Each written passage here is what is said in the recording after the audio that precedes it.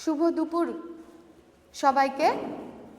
পঞ্চম শ্রেণীতে আজকে আমরা বাংলা ক্লাস করব। আজকে পড়ব এতোয়া মুন্ডার কাহিনী, লেখিকা মহাশ্বেতা দেবী। আর মূল গ্রন্থ থেকে যেটা নেওয়া হয়েছে তার নাম এতোয়া মুন্ডার যুদ্ধজয়, প্রথম পরিচ্ছেদ। তোমরা দেখতে পাচ্ছ পৃষ্ঠা নম্বর 16। মূল আলোচনায় ঢোকার আগে আমরা একটু জেনে নিই এই মুন্ডা এরা কারা। যখন ইংরেজ শাসন চলছে তখন আদিবাসী অর্থাৎ প্রথম যারা আমাদের দেশে এসে বসবাস করতে শুরু করেছিল তারাই হচ্ছে আমাদের আদিবাসী। এই আদিবাসীদের মধ্যে বেশিরভাগই ছিল কৃষক সম্প্রদায়। তারা উল্লেখযোগ্যভাবে যারা ছিল তাদের মধ্যে সাঁওতাল এবং মুন্ডা। এরা কি ছিল?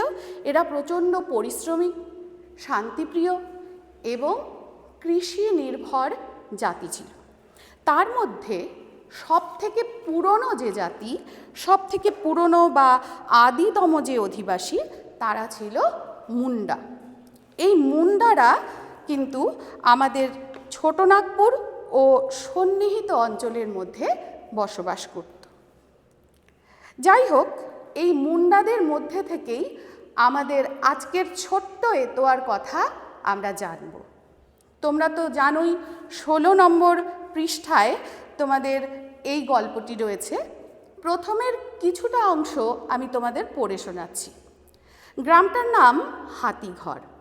যদিও এখন সেখানে হাতি নেই, মতিবাবুর পূর্বপুরুষেরা যখন মস্ত জমিদার ছিলেন ওদের ছিল হাতি, আর হাতিশালাটা ছিল পাথরের।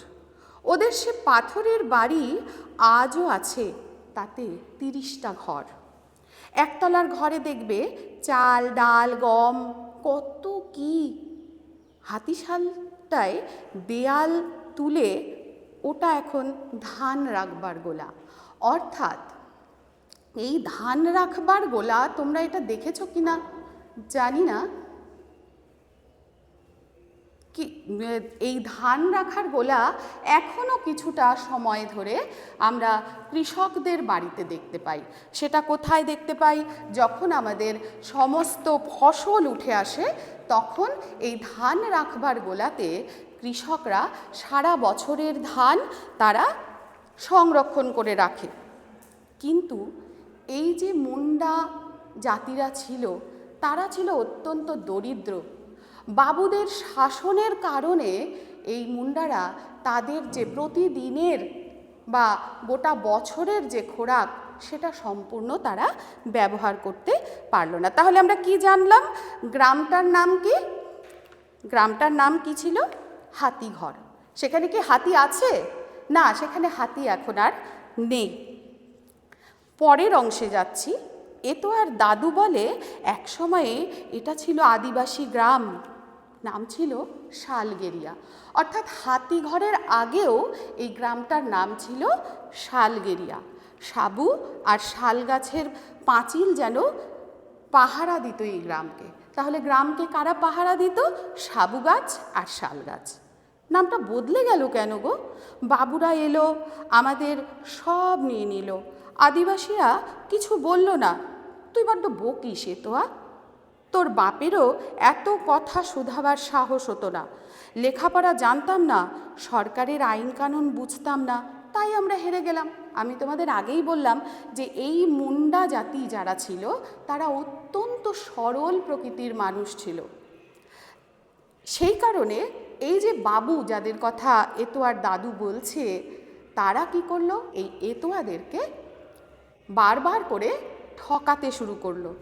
ফলে এতোয়ার দাদু এবং বাবা তারা সমস্ত সম্পত্তিগুলো ধীরে ধীরে ধীরে ধীরে কিন্তু হারাতে শুরু করল।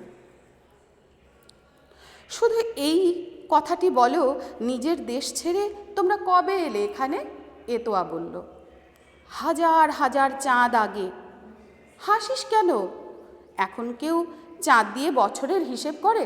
সত্যিই তো, তোমরা জানো চাঁদ দিয়ে কি বছরের হিসেব হয়? হয়। চাঁদ এখানে কিন্তু আমাদের আকাশের চাঁদ নয়, এখানে সেই আকাশের চাঁদকে একটা গোটা দিন হিসেবে দেখানো হয়েছে।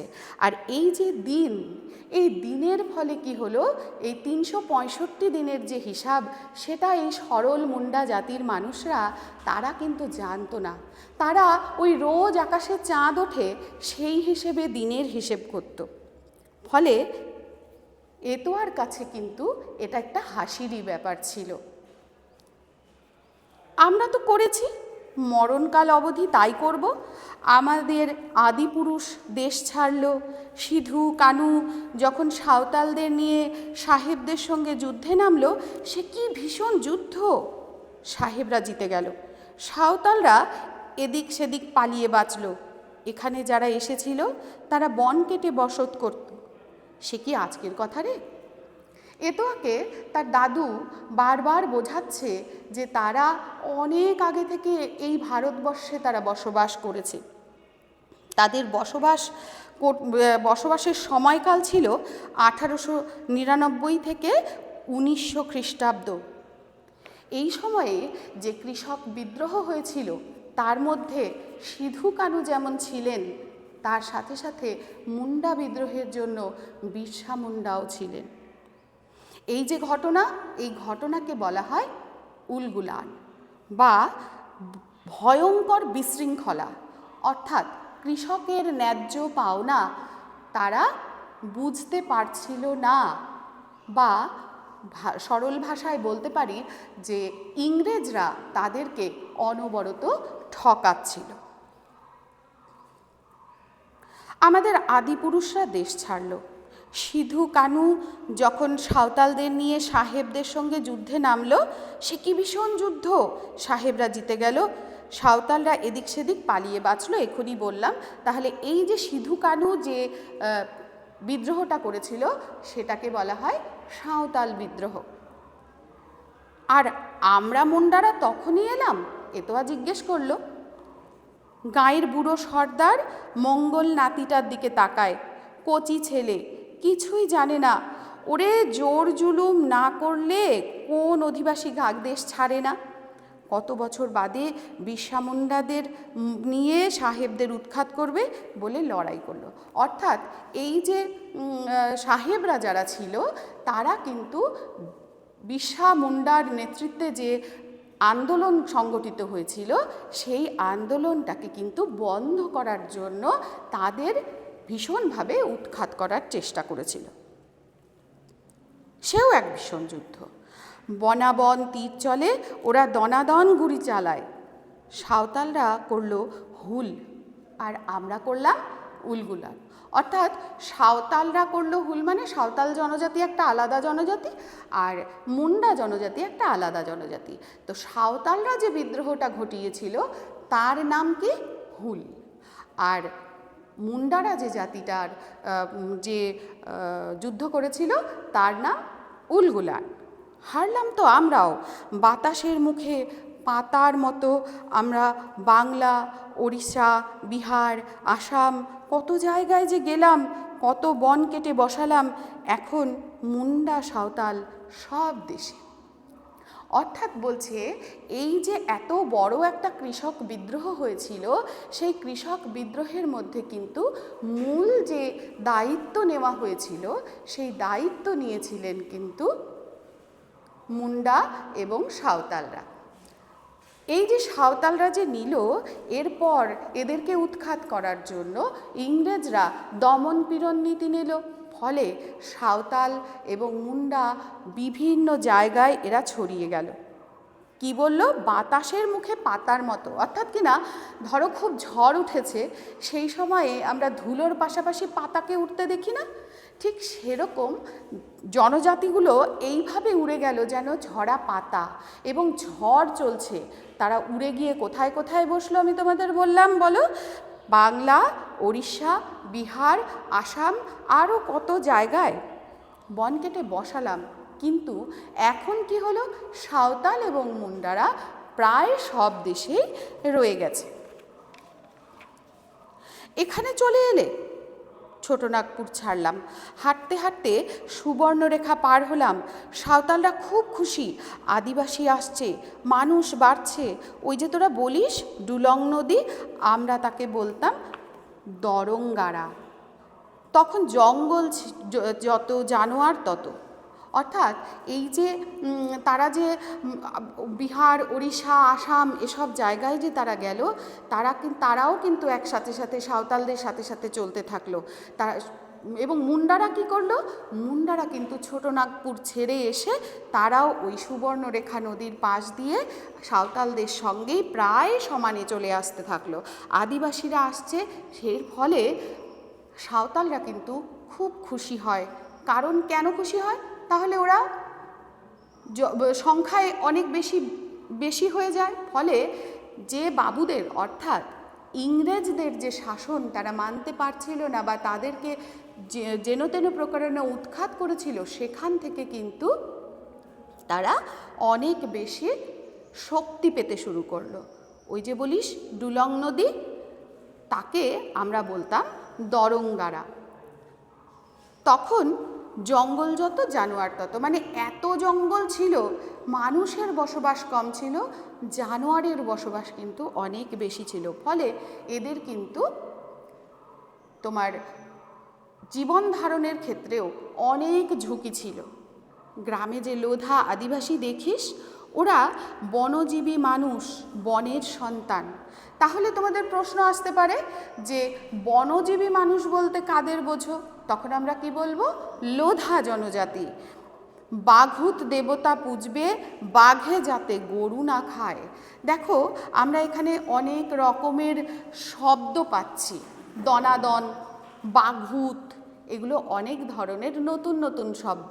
তোমরা এদের সঙ্গে পরিচিত নও, কিন্তু দেখো বুঝতে তো পারলে না যে বাঘুত দেবতা পুজবে মানে বাঘকে দেবতা হিসেবে পুজো করবে যাতে বাঘ গরু না খায়।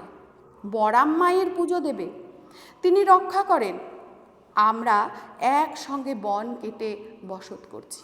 অর্থাৎ এখানে আমরা বলতে সাঁওতাল জনজাতি, মুন্ডা জনজাতি এবং আরও একজন জনজাতির কথা আমরা পেলাম, কি তার নাম? লোধা জনজাতি।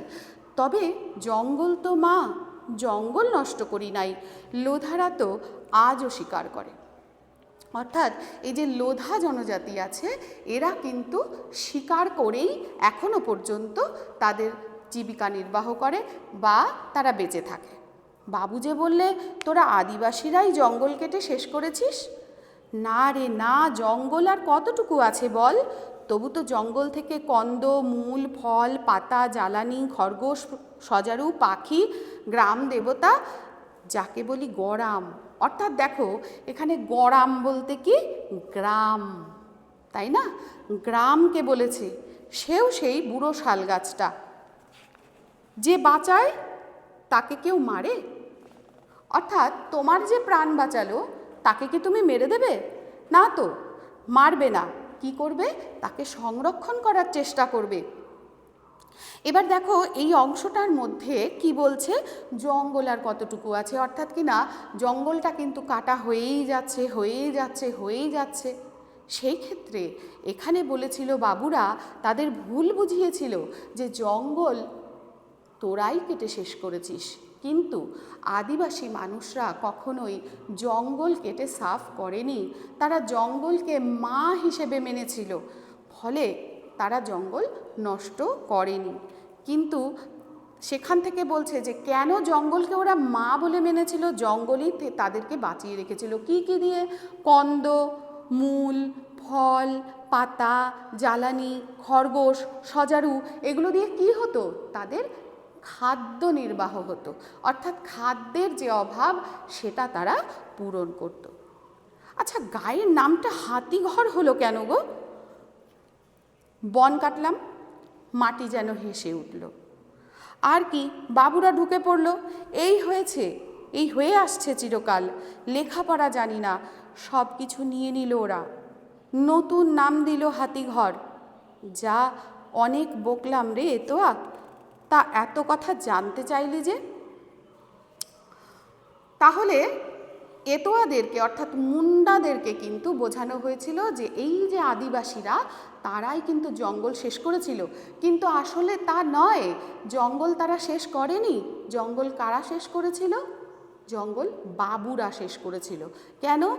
কারণ তারা নিজেদের জায়গা সেই জঙ্গল কেটে তৈরি করতে চেয়েছিল।